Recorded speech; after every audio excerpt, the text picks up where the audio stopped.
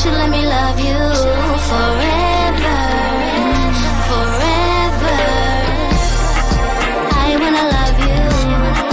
Will you let me love you forever, forever and a day, day, day, day, day.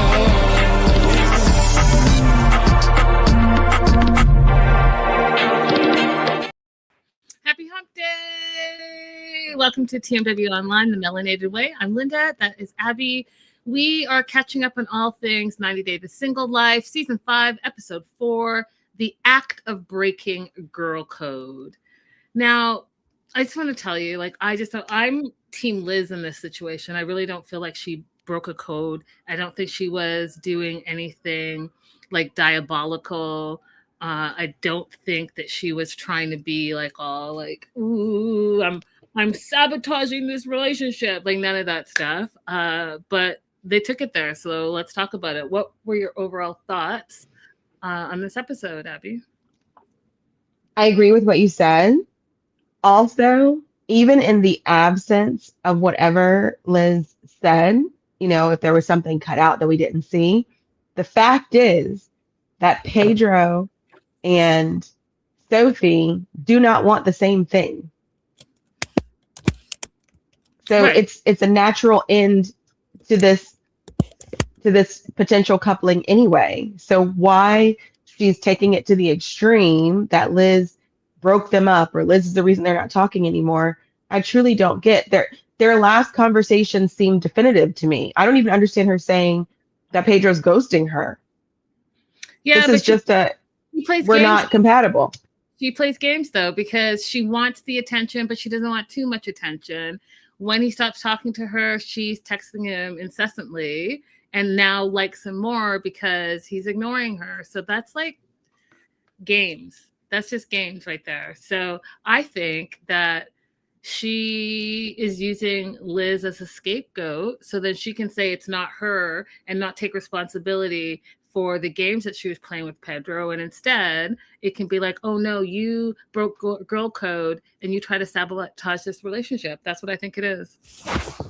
I'm very inclined to agree with you because I don't really see any reason why she would be pursuing him otherwise. I mean, we'll see. So we're going to start off with Gino and Natalie. Gino. Toes. Pardon? Toes. Yeah. Said no one ever to Gino.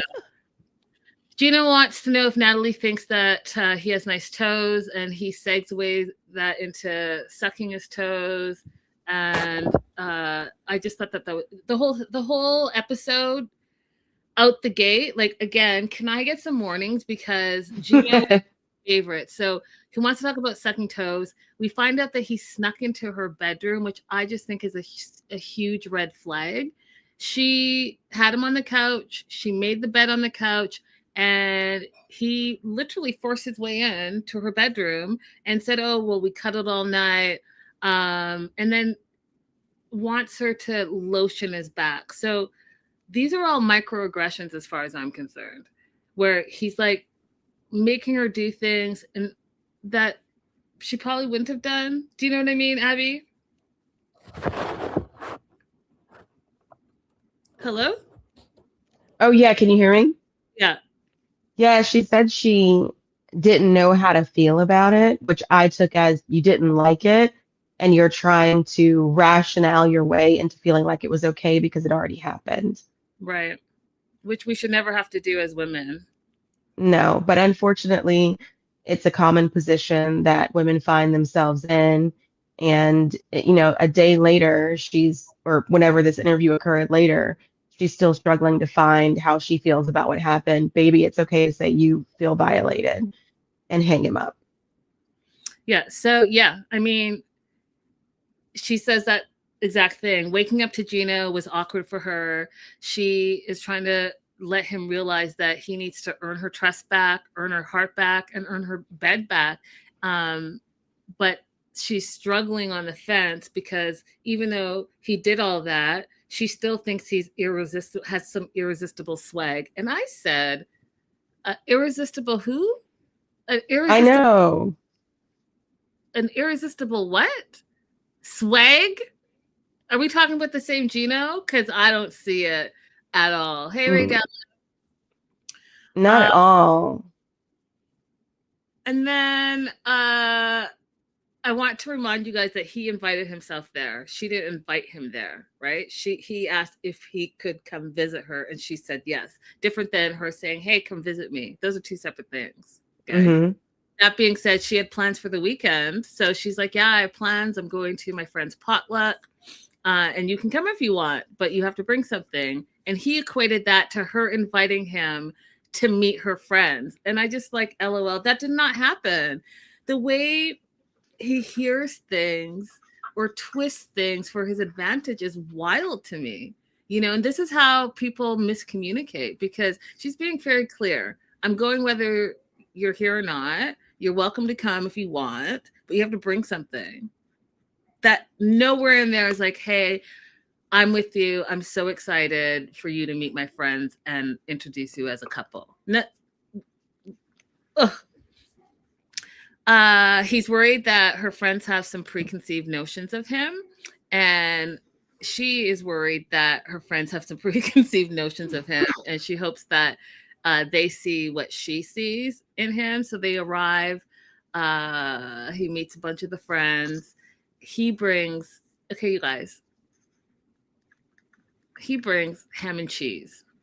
And when I say ham and cheese, I'm not saying like it's pre-made. It's like just the bread, just the ham, and just the cheese. And he's just like put them together. And his thought process is that he used to be some type of cook somewhere, which I don't believe for 1 minute. If you're going to grill that bread, there's no butter on it. There's nothing on it. And that's why his stupid cheese was sticking to the pan. And the other thing that grossed me out is that you just came from outside, and we already know who Gino is. You came from outside and you didn't wash your hands, and then your dirty hands are on the bread and in the food, and then you're forcing someone to eat it. Absolutely not. You know what, you guys, you can't eat at everybody's house. This is horrible potluck etiquette to have a host put out to get dishes out for you, to get, a pot out for you, to get a spatula for you. Like the whole idea of a potluck is that the host doesn't have to do that kind of prep work for you. So bad etiquette. Also want to back up to what he said in the car on their way there when he was like, "Oh, what happened previously between them, I had no control over." So still not taking responsibility for what happened previously between Natalie and Jasmine. So he's given Natalie, he's given you enough red flags already that you don't need any more. But let's continue. So while Gino is making his grilled ham and cheese that are amok, Melanie, who we find out is Natalie's good friend, comes in to just, have some conversation with Gino. And she thinks that, it's a big plus that she brought him, because she doesn't just bring anyone around. And she starts asking questions that friends ask, like, are you entertaining any other women? And he is online. She wants to know if Natalie knows about that. Does she know that you're speaking to other girls? And he's like, well, I'm not really speaking to them. I'm just talking to them online. And we already know that that's Gino's MO, right? Like Lies. he doesn't meet people in real life. He starts online so that he can curate his word, an ideal of who he is. So he's basically bait and switching is what he's doing. Catfishing, he's bait and switching, whatever you want to call it. That's what he's doing. And so, Melanie's really concerned about that. Because she says, it seems like Natalie likes you, but like, does she know all of these things about you? And if you're not telling her, then you're not really being honest about where you guys are in this, whatever this is. And so Mike comes in, another friend of Natalie's, and Melanie bolts outside because that is where Natalie is. And she basically says, you know, he seems like he likes you, but I didn't like that he made no eye contact with me. He is talking to other women and entertaining other women. And he just seems like he's hiding something. And when she said, well, do you like him? She says, I don't like him. I really don't. I don't like, period. I really don't. Full stop. Not wrong. Natalie doesn't want to get hurt again. And I am just like, Natalie, are we taking this situation seriously? Because why are you? Like, why do you think that is, Abby? I mean, you said previously that you thought that this was, you know, there was an ulterior motive here. If I'm thinking that she's a smart person, I have to agree there's got to be some ulterior motive, because what smart person would see the things that we've said so far and say, yeah, I'm going to give him another chance? Like, he's actively a bad person. It's not all in the past. Yeah, that's so, You know? I mean, live chat, replay, let us know what you think. What does Natalie gain from this? I mean, I already know what I think she gains, right? She gains some notoriety. She gains some international TV exposure, you know, all of that stuff. But besides that, like, I just don't see it. I just don't see it. Do you want add anything before I move on to Pedro? I do. The front porch of the house that they went to is my favorite style of front porch, with the long, you know, patio with enough space that you can have some nice big chairs out there. Oh, I loved it. Oh. Did you want to add anything else? No. Okay. Pedro. Pedro. Oh, Pedro. Let me just make sure my thing is here. Okay, good. Pedro is sad because, you know, Sophie wants to date other people, and he basically wanted to wife her up and have babies right away. And now she's texting him nonstop, so he is confused, because it's like, we just had a conversation where you said, you know, you're single and ready to mingle, and I said that I'm looking to get married and be in a serious relationship and have babies. So I don't understand. This is incessant texting, so he's not responding. Mm-hmm. Again, that's game playing as far as I'm concerned, and that's absolutely mixed signals. And I think she forgets that she does that, and then when she's confronted on it, she's like, no, I never said that, and I never did that. Because I'm seeing the same pattern with what happened with Rob, to a lesser degree, but you're forgetting, like, hey, you hate Rob, but then we find out that you're still sleeping with him and still talking to him. So, like, what is it? That's mixed signals. So he is going to meet up with his sister Nicole and Saul, her dog. And, you know, as we already know, Nicole is very protective of him. And Pedro thinks that she was right about Chantel the whole time, which is absolutely not true. Absolutely not true. That is false, a false statement. Now, one of the things I thought was interesting, Abby, is that, so this is Nicole now. And I don't know, she looks like she's looking like her mom more and more now, don't you think? Yeah, I actually watched a video where she got some plastic surgery done, and I thought at the end, this is just aging her. It's not, she wanted like a more defined jawline, chin area. I didn't think that it did any good for her, but you know, to each their own. It's your face. You want to be happy with it, but I think it aged her up. Yeah, because I was like, she's looking like her mom, and she is the youngest sister. I don't know. She just looks way different to me. So Pedro has made the commitment to himself that he's only going to be with someone who gets along with his family. Okay, good luck with that. Yeah, good luck with that. And so Nicole arrives. Pedro tells her about Sophie, and Sophie's been acting off. She's been acting distant. She's not ready for a relationship. She's not healed. All of these things. And I just was like,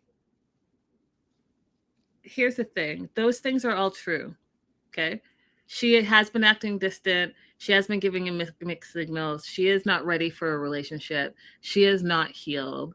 But telling your sister this, knowing the type of person she is also setting up Sophie for failure. Because if you Absolutely. decide to give Sophie another chance, she is already thinking all the bad things. That's why I just really feel, you guys, you have to really think about what you're telling people, especially if you yourself haven't decided what you're firmly committed to. If you're firmly committed to Mhm. like it's over, then I get it. But Pedro, you're not. She's still in the DR, and I know you're going to have some type of contact with her. So now you're inviting the drama in because you know how your sister acts. Right. Nicole says,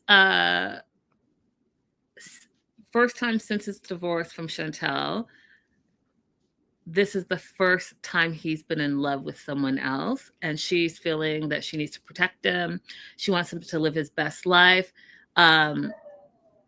But she doesn't think that this is Sophie. And Pedro doesn't feel appreciated, and he feels frustrated by Sophie. And I was wondering, you guys, because in my recollection, I'm not recalling, did Pedro pay for her to come to the DR to see him? They didn't actually say that. I was waiting for it too, but they never affirmatively said that he paid for her to come. They only said that he invited her, and that he found the van. He got the van for them to get from one place to the other. Mm-hmm. I'm curious because I do feel like that plays a part in all of this. Mm-hmm. So I was curious about that. Because for him to say that he doesn't feel appreciated and he's frustrated, men usually say that when they've also like spent on you and then Mm-hmm. it's not working out the way they want. So then they get frustrated with that situation and they think about, oh, I did this and I did that and I did this for you, which really, you know, that's another whole story, because you shouldn't do it if you don't really want to. And then if it doesn't work out your way, you shouldn't then blame that person just because you didn't get your way. That's my opinion. Mm-hmm. Nicole thinks that Sophie's immature. She's not a woman and she doesn't like it, and she doesn't like Sophie for Pedro. And goes on to say, this is Nicole with the words of wisdom. Nicole says, confuse people hurt people, and you'll suffer and be collateral damage if you decide to move forward. And I just like looked at her. Mm-hmm. Because okay. Pedro then says in his mind that he's already in love with Sophie, and maybe he has to walk away because she wants to date other guys, but he's still in that I don't know what I'm going to do situation. So do you see how, like, I can see the train wreck up above. Mm-hmm. I can see it. Do you all see it? Because it's coming.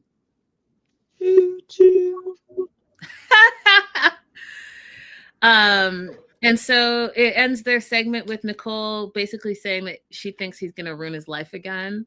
And I just find this whole thing crazy. Like, when you date, you really do date that person and their family. Like, you just do.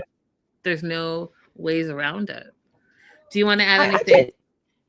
I didn't like Chantel saying, I mean, I didn't like Nicole saying that he's going to ruin his life again. I don't think Chantel was ruining his life. Like, that relationship grew him in a lot of ways, you know? They were both young together. He didn't handle her family situation as well as she could have. I'm sure they both learned things about themselves, learned things about each other. I thought they were a genuine couple, you know, that was just having issues. And it's okay if a relationship that you had in the past didn't work out. It's okay to say that it just didn't work out. You don't have to call it a failure. Well, I mean, Nicole's saying that because she's always hated on Chantel. Like, She has always hated Chantel. She has had always envy and jealousy towards Chantel, period. She tried to make herself look as close as possible to Chantel. And every time Chantel would change her look, Nicole would change her look very similar to. So I don't think she would ever have a kind word to say about Chantel. doesn't make her so she's not right about that situation. And I agree with you. I think that they grew apart, and I do think that Pedro did some villainous stuff. But at the end of the day, they grew apart, and that sometimes happens. Right. I don't have a lot on Tony and Vanya. I just think that they're both toxic for each other, and I don't like when people talk out the side of their face. So you're saying one thing and then you're saying something else, and you're like, well, which is it? So he says to Vanya that he can't say yes to them right now. He can't commit to them right now. He can't be exclusive to them right now. And her confronting him is making him feel overwhelmed. Victim, victim, victim. He's telling you exactly who he is right now. He's telling you exactly who he is right now. He is telling you exactly who he is and who you are to him in this moment.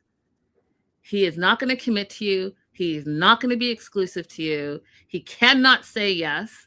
But then she wants to still talk about it. I don't understand. What part don't you understand? Because that was very clear English to me. And I literally wrote down, girl, he does not want you. Yeah. It was blowing my mind that she was attempting to continue this conversation in a way that, like, she was going to persuade him into wanting her. Girl, you don't want that. You don't want to have to persuade someone into wanting you. And isn't she the same person who complained that she was tired of always being the one to be in control and take initiative? No, that was Liz. That was Liz. So, like, doing this right here, what you're doing, if he did acquiesce to a relationship, now you're the first one who made a move physically to do the kiss. You're the one who made the DTR conversation and forced him into a relationship. Like, how do you feel good in your relationship when you don't know if your partner would have ever chose you because you keep on pushing things on them? That's it. It's disgusting.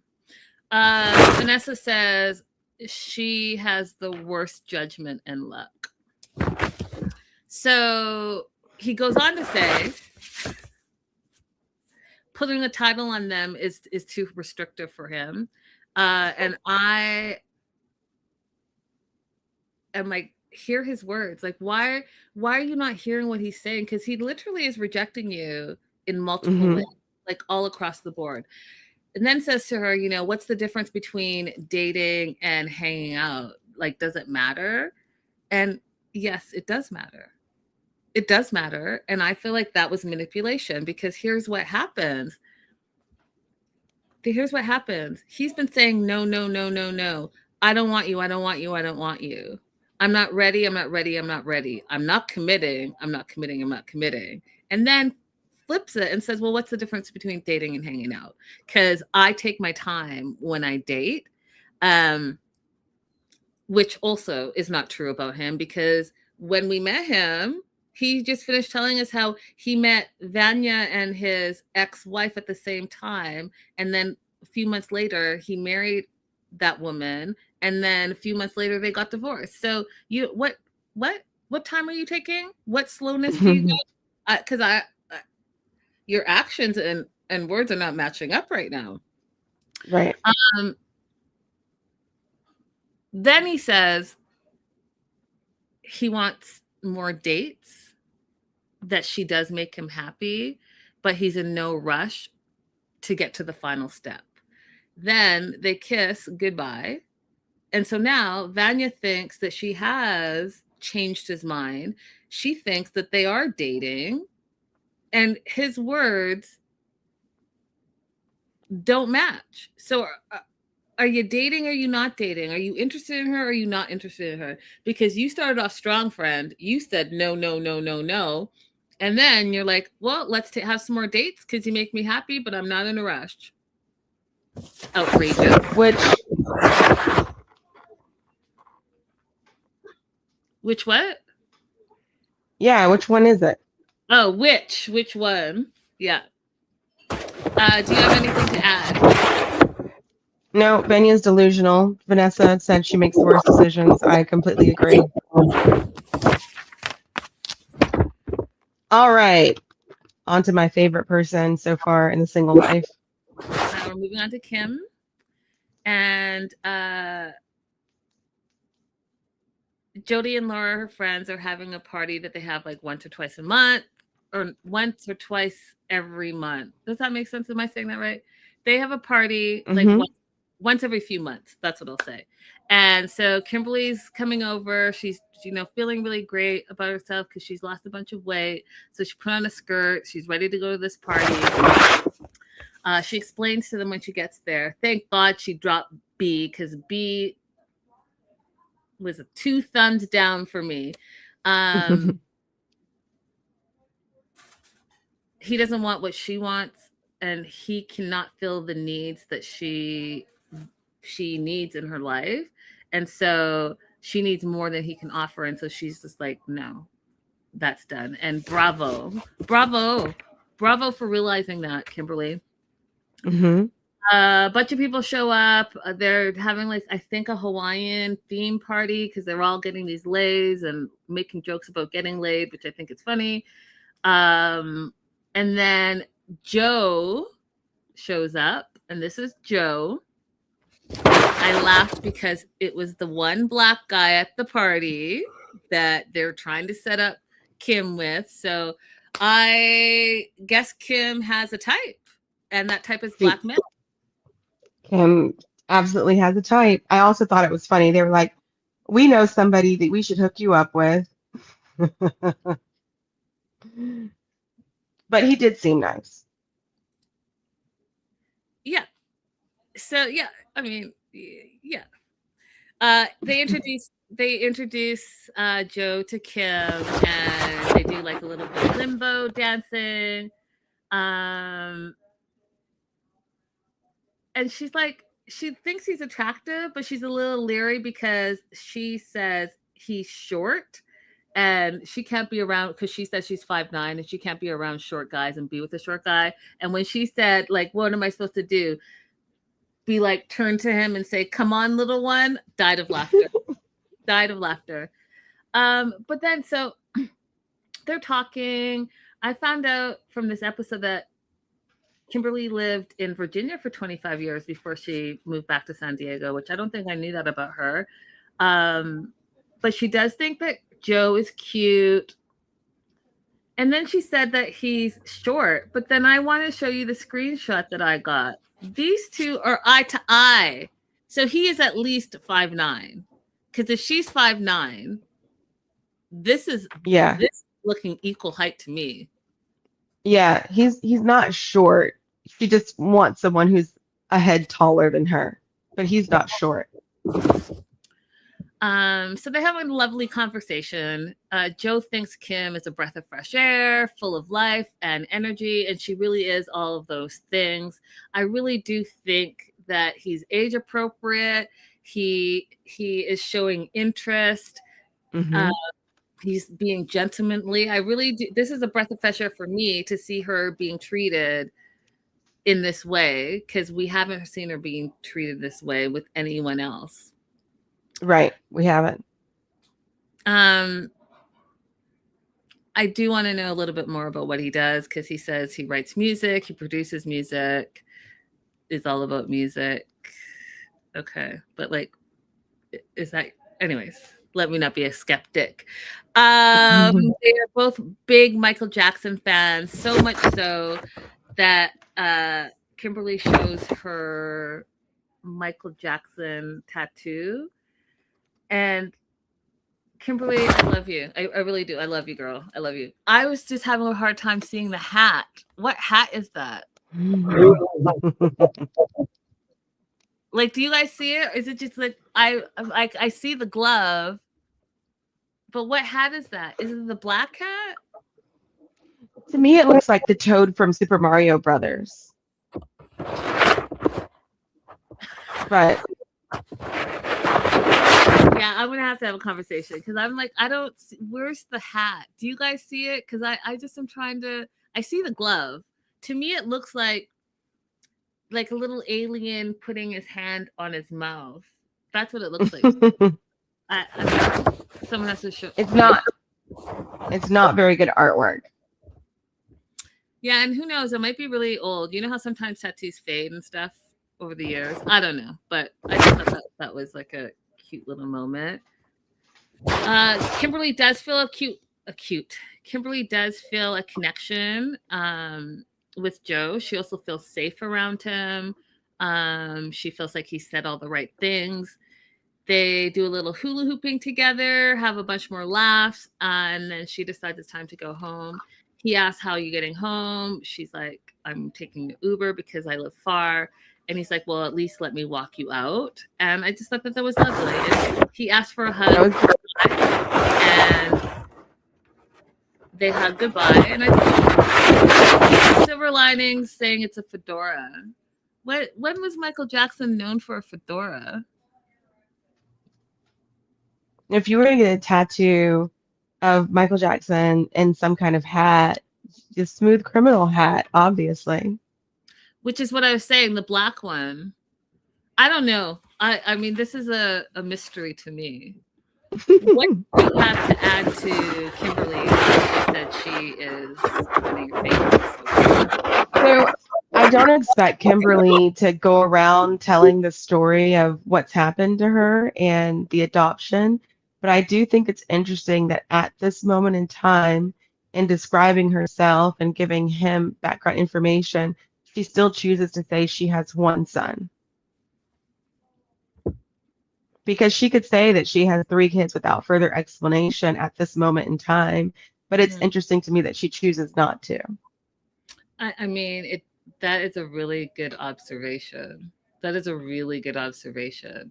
But I do know that you also said that she's not even really acknowledging like Larry in the sense that, oh, I'm a grandmother and all of that. So maybe it hasn't sunk in for her yet. I don't know, but that is a good catch because she does have 3 kids. Mm-hmm. Interesting. Okay, Liz and Via. I love this for her. Liz, please continue to try to make this vacay bay only. Let's not try to roll this over into the future. Oh, she's trying to roll it, Linda. Yeah, she's trying to roll it. That's not what I want. I lost my pen, guys. Oh, there it is. Sorry, I lost my pen for a second. I'm so sorry, you guys. I'm so sleepy. Let's go.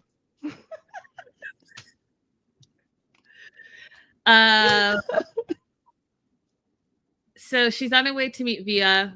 They're going kayaking, day 2. Love the fact that he is planning activities. Love the fact that he is thinking about her and planning the dates. I do think that we need to keep it light and easy and on vacation. Keep it holiday sexy. That's it. He gets shoes for her. They go kayaking. And she really just talks about how she too is enjoying the fact that he's planning all the dates because Ed was a princess and they what he wanted to do. And a lot of that was just eating and drinking. And she likes to be active. And then Jason was a homebody, so they didn't do anything because he liked to stay at home. So she's really enjoying this, and I'm enjoying this for her, and I'm really wanting her to stick to this. Like, I don't know how to explain. I just want you to have a beautiful holiday experience, get a little jiggy, and leave it right where it is. That's what I want for you. We find out that Via has been single for 1.5 years, and she explains to him how she tends to jump into relationships, which, it's looking like she's trying to do right now. Yes, you've had 2 great dates, but really it's only been 2 dates. One time I went on this date. Can I just tell you? One time I went on this date. Yes. Date was amazing, you guys. Amazing. We hit it off. We went to a Korean barbecue so that it was an interactive experience, all of that stuff. And then he asked me, we've had this conversation, I think. And I can't remember what you guys said. So clearly I'm going to have to hear you guys say it again. So he asked me on the first day, are you dating other people? And I said, yes. And he got in his feelings. And then by the end of the date, he was giving me an ultimatum to date him exclusively and not anyone else. And then I said, well, I don't know you. Like, we've literally spent maybe 4 or 5 hours together. I can't say that I'm not gonna go on these other dates because that doesn't, what isn't dating, isn't that what you do? You date? Mhm. Isn't that what you do, guys? Someone tell me if I was in the wrong. So we stopped talking That's my impression. Yeah. because I was like, no, I can't tell you after one date that I can be exclusive with you. That's outrageous. And I bring it back to Liz. You've been on 2 dates. Girl, you're not in love. You just love how you're No. being treated because you're finally being treated how you want to be treated instead of these losers that you were with. And you were with the ultimate loser for too long that maybe it's warped your brain so everything seems extra amazing. No, that's a real thing for her brain to be warped coming out of this experience with Ed, because we saw all the times where she tried to express herself and couldn't, she wasn't heard. So that's a real thing. That's a real thing that she probably needs to deal with. Mm-hmm. So here's also where she said that, in her relationship, she's had to be the dominant one. She's never been able to be the feminine one in her relationships. And, Ed wasn't one to like open doors, no chivalry. And she's like, she actually had to open doors and help Ed into the car most of the time. It's outrageous. Y'all just don't settle. Like, good Lord. Okay. She feels really safe and comfortable with Via, and he is also being communicative about his feelings, which I really love for her as well. So she's like, thank you for a great day. He says, I'm really glad to have met you. They kiss, and what's crazy? They had a passionate kiss, you guys, and I was here for it, and it was not gross. It was not gross. I mean, I'm still traumatized from, Dania and Laura. Still traumatized because that was nasty. Yeah, that was disgusting. But you know what? I will admit that there's an automatic ick when I see affection between people that I don't find attractive. So here, Liz and Via not bothering me, part of it is because I find them attractive. Oh, that's an interesting point. That's not for me. That's not me. I think it goes back to what you told me earlier in this another season. If I just don't like you, everything about you, I'm just not going to like it. I'm trying to work on it. Actually, no, I'm not. I don't care. So we find out that Liz is falling for him. And one of the things she's worried about, because she is falling for him, is that she hasn't told him about her cancer. Now, I thought she was cancer-free.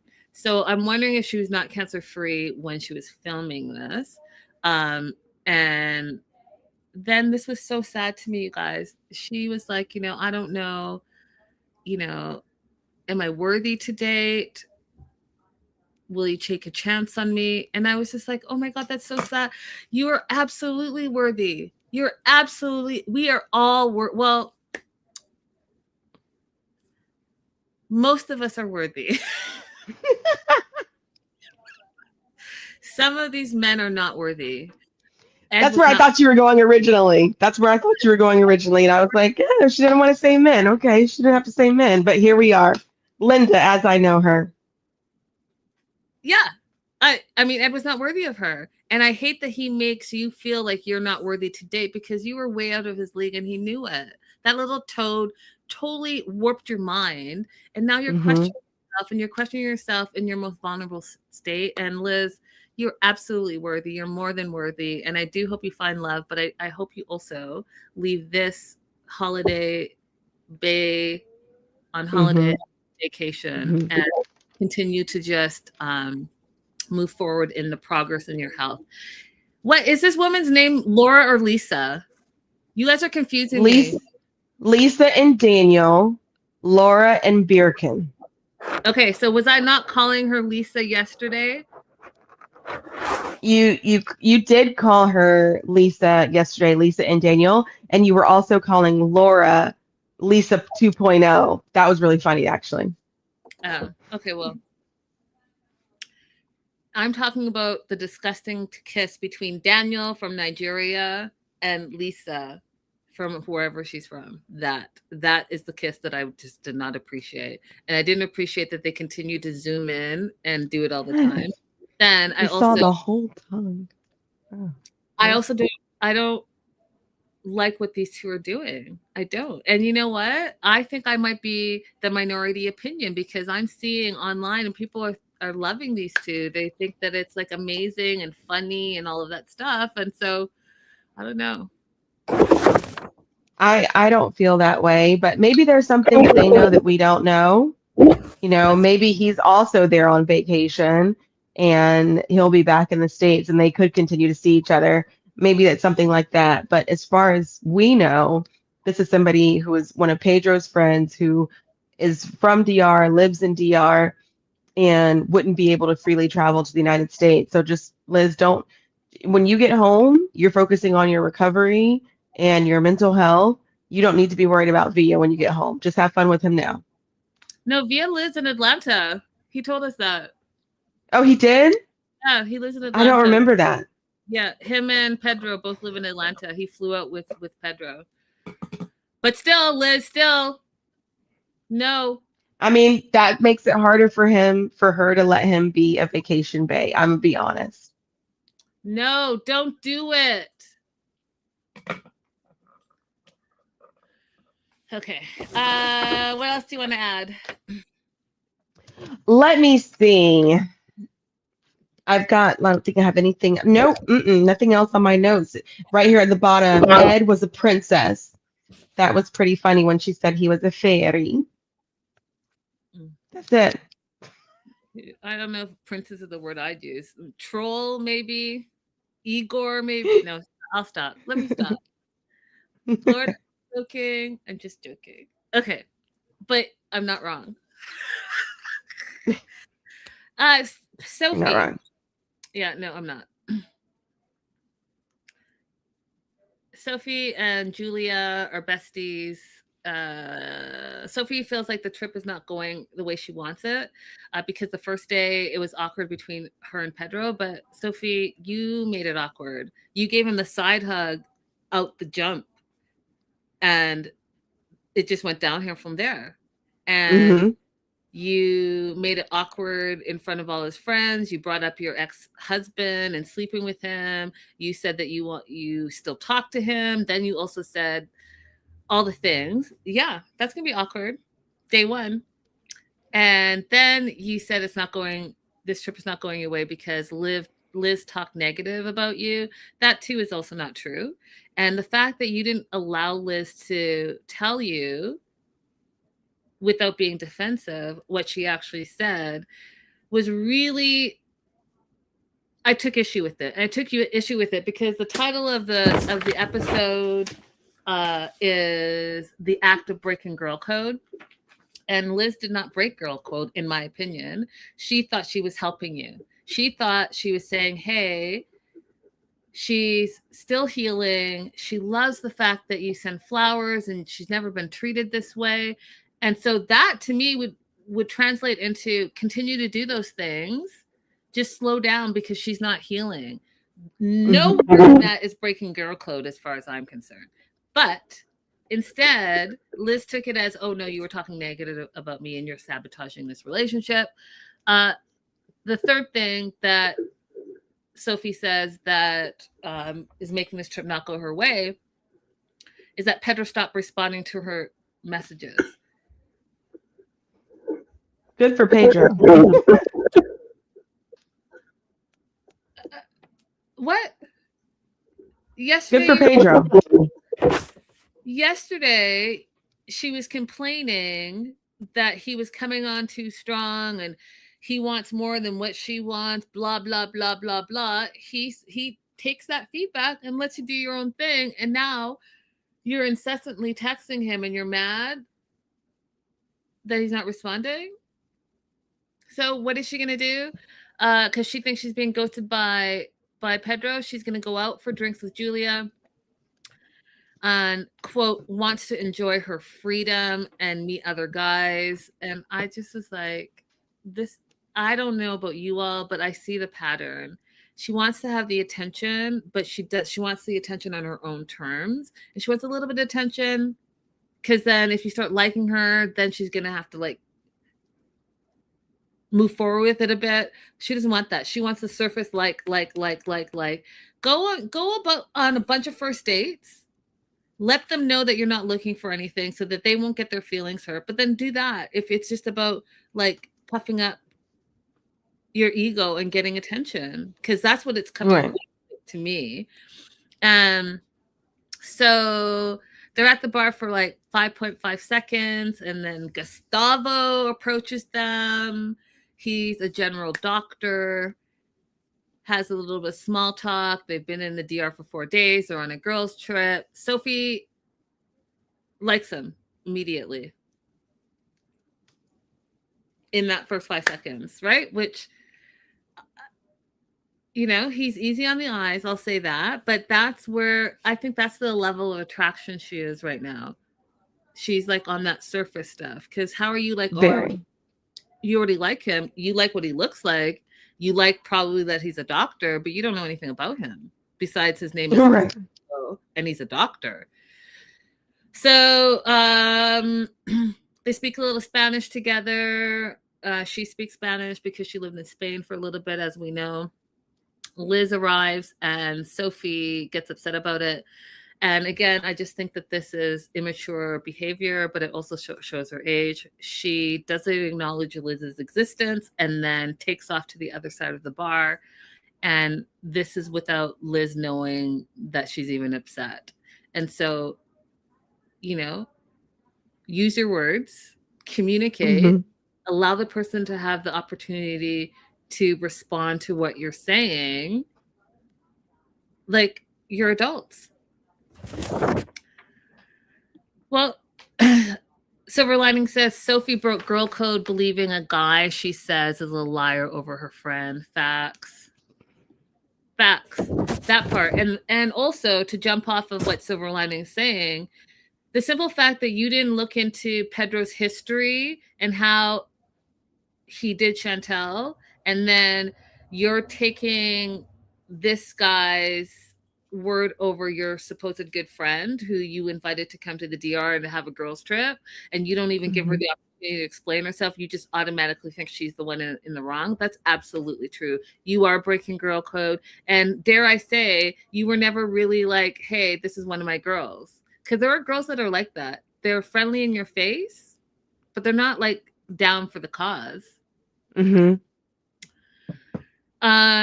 So Julia, thank God for Julia, everybody, because not only is she like the comedy relief, she's the sensible one. So she makes the girls sit down and talk.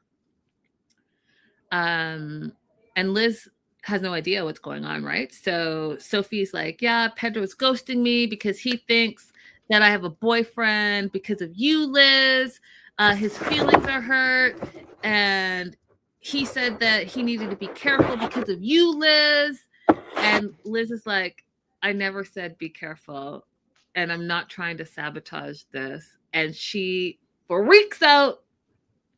And I do think, and I agree with Liz, that Sophie is looking for someone to blame so that she doesn't have to take responsibility of that imploding relationship. Her responsibility is she came in coming in hot because this is not the first trip they've taken together, you guys. They've taken other trips and they've seen each other. He sends flowers all the time. So he bought her a $2,000 necklace. Like all of those things, he's showing his interest, and he's told you what he's looking for. He's saying, I'm in my 30s now. I'm looking to settle down. I'm looking to have a family. And were you honest with him about your feelings? Did you tell him from the jump, I'm not looking for anything? I'm just trying to date and have a good time. Did you say that? Because I don't think you did. Mm-mm. Because he wouldn't be so She didn't say that. Of course she She didn't. wouldn't know. She wouldn't know how to say that. She's horrible at communication. So We'll find out. All I know is that Liz is like, I'm not being blamed for this because I didn't do anything. And I agree. And I think that Sophie should take a minute and think about how she treats her female friends over the attention that you get from men. And is it worth it? Right.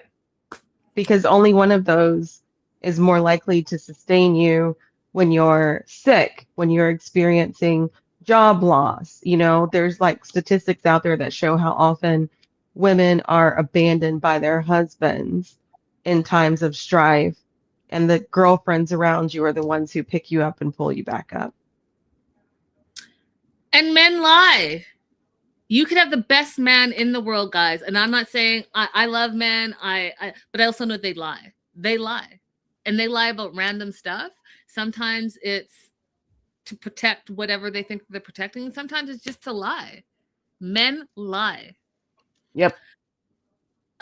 Tina says, Sophie is where the dollar and attention is. She doesn't care about anyone else. Woo!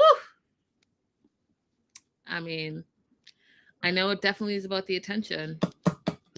And Definitely is. I gotta tell you, good friends are hard to come by. And as you get older, your circle gets smaller. And if you're going to continue to choose a man over a friend, I promise you, you will have no friends at the end of the day. No friends.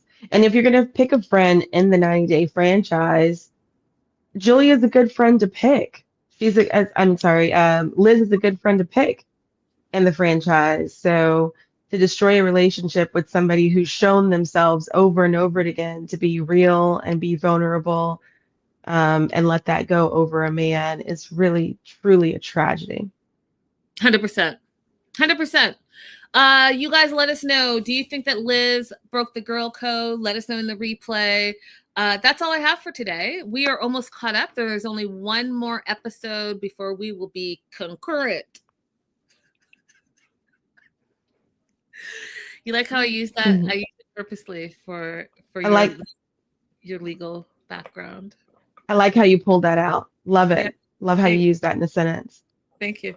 Guys, don't forget to like and subscribe. We will see you guys very soon because we're catching up on all things 90 days. And have a great rest of evening, y'all. Bye for now. Bye-bye.